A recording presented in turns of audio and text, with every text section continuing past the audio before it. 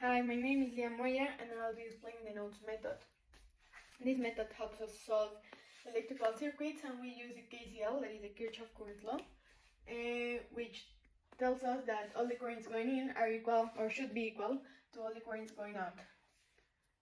So the first step is to identify all the nodes. We need to know what's a node. And a node is a point where two or more elements are connected.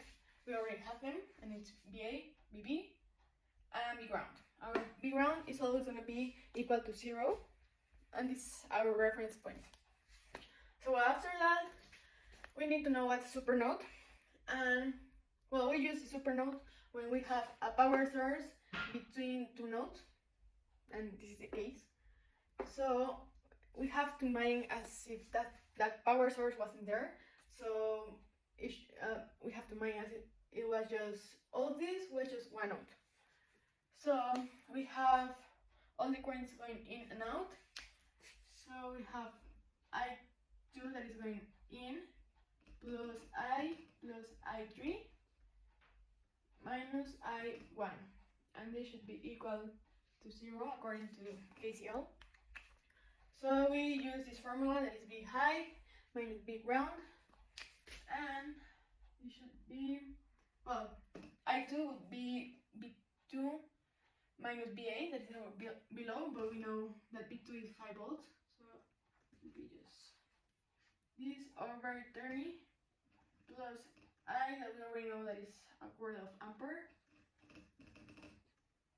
plus I3, that in this case our B high is B ground, so it's 0, minus below, that is BB, over our resistance, that is 84, minus I1, that is BA minus B ground, that is 0, so we can just put it this way, and the resistance is 45, it should be equal to 0. Then we just simplify, and it would be something like this.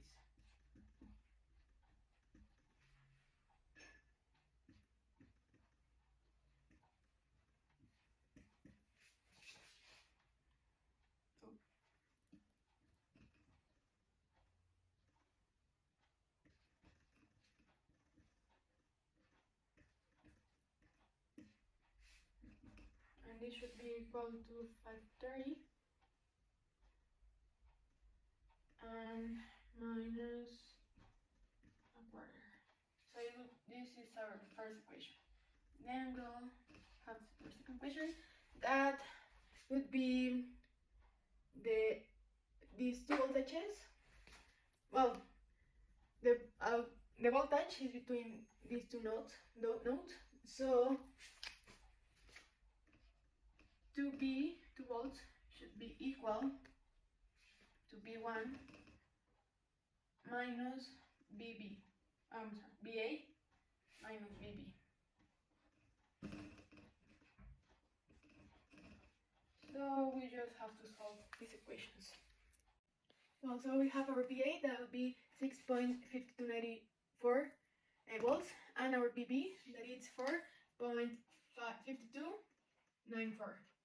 And our BX would be BA.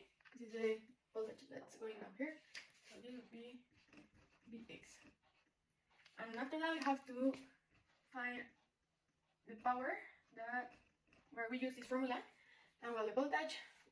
We have to find the power in V1, so the voltage is 2, and we have to find the current that is going in there. So we have to see what's the result of all these currents.